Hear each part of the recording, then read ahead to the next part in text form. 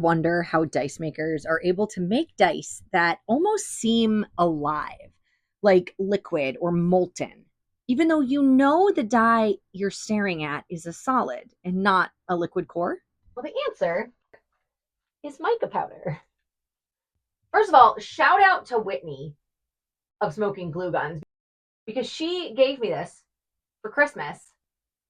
For, I have thoughts for what I can do with it. I'm not going to say any of them on YouTube, but it did give me a really great example to hold up and show you mica powder in a dice that's not tiny because I don't make dice this big. In fact, the largest dice I make are 45 millimeter. And every time I say I'm making big dice, Whitney informs me that I'm not. Anyway, mica powder. What the heck is it? Where does it come from? And what do we use it for? Well, today I'm going to attempt to answer all of those questions. Mica powder is a naturally occurring mineral that does have to be mined. So before I even dive into this video, I do want to say that I do make sure that all of the mica powder that I purchase to use in my dice making is ethically sourced. These examples are from Maysprig, but I also have a couple other companies that I love to work with, and I will leave a complete list of the ones that I work with or I can vouch for or my friends can vouch for at the end of this video. It is not often that I make dice sets where mica powder is the only inclusion or ingredient that I use. I love to combine elements, so I'll use glitter and inclusions like feathers or maybe snake shed or something else on top of the mica powder. Generally speaking, I am not the kind of dice maker that makes dice sets just with mica powder. Because of that, I did have to go back to last fall to find a really good example to give you all. And don't get me wrong, I absolutely love mica powder, and I think the effect that it gives dice is just stunning, which you're going to see here in a minute. I guess I've just gotten too accustomed to putting a bunch of stuff in my dice, and now it's sort of become my signature style.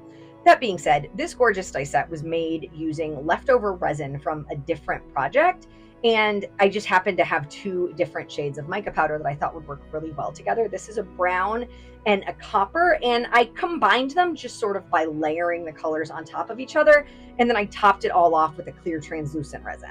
Using that clear at the very end can alleviate some of the heaviness that you can get from mica powder and create really interesting windows of just translucence that can look really cool when the dice hit the light.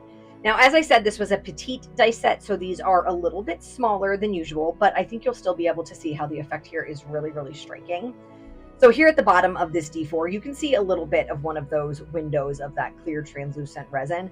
But what I really want to focus on is how beautifully these two mica powders layered together.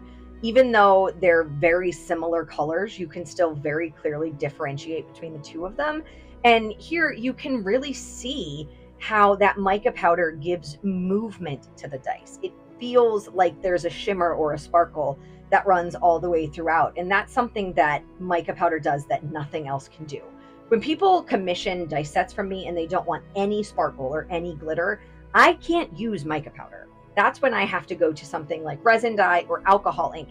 And I do plan on covering that in a video very soon if you're curious about some of the differences between those pigments. But this is mica powder.